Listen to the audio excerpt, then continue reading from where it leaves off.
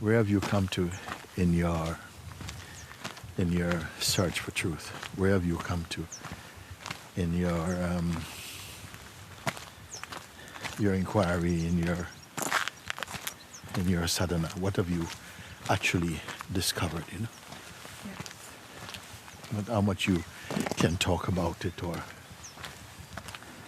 just really what have you learned? It's just that. I feel it's a very good point. We were talking about some people that read a lot of spiritual books and they have a lot of knowledge, but that is cannot be compared to the experience of itself. It is a very it's a very seductive thing, you know, that the mind takes on the mode of learning, like learning and learning and learning, but it's really to help the person rather than to transcend the person. As yet, most people don't realize that the personal sense of self is the lower self that can be and ought to be transcended in order to come to the fullness of what we truly are, you see. I don't feel that knowledge, that fundamental knowledge, has really sprouted in the world as yet. We all have a strong conviction of the sense of personhood, that we are just our person, we are our egos. In fact, we can say like that we are our ego, and we don't use the word ego in reference to ourselves. But what ego means is not merely that you are boastful and look at me and so on. Ego can also appear to be very humble and very nice.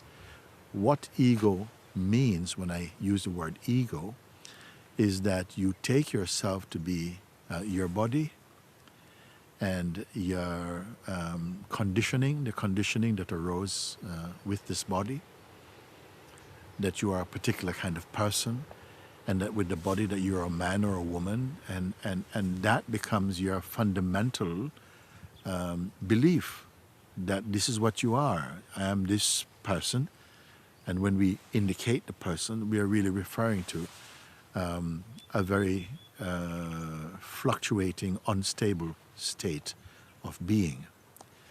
And as long as we have that conviction that we are merely our bodies and our mind, or the conditioning that arises in the mind, you will only evolve within that paradigm, within that shape.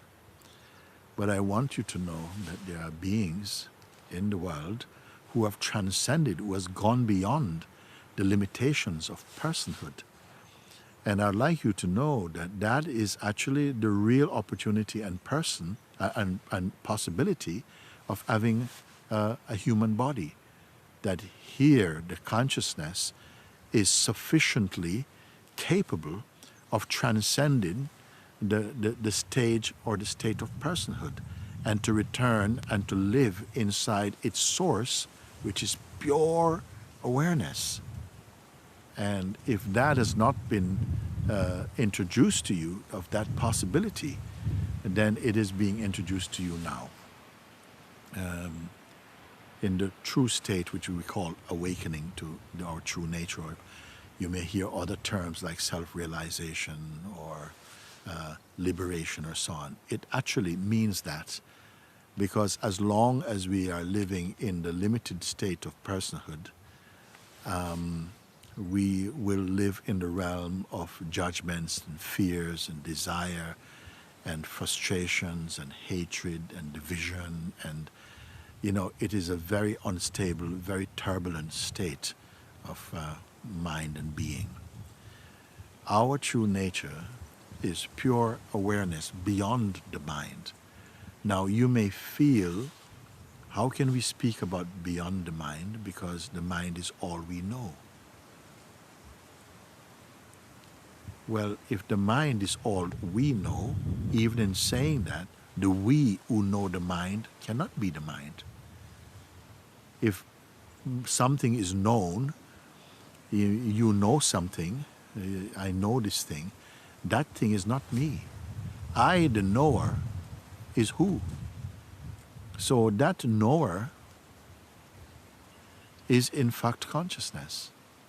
And we can explore and begin to discover the richness, the depth, the fullness of what it means to be fully conscious beyond merely limitations of body-mind. The body-mind is included in it, but is far beyond the scope of the body-mind self-reference. So we are, in fact, and always been, the only fact that there is that is unchanging in us is that we are pure consciousness or pure awareness, meaning that all the interrelated opposites that we perceive through the mind, through our feelings and so on, they are observed as appearing within us. They come and go. We are not anything that come and go. And in fact, whatever you can say that you have learned or perceived or seen or experienced has always been something come and go. Everything is coming and going.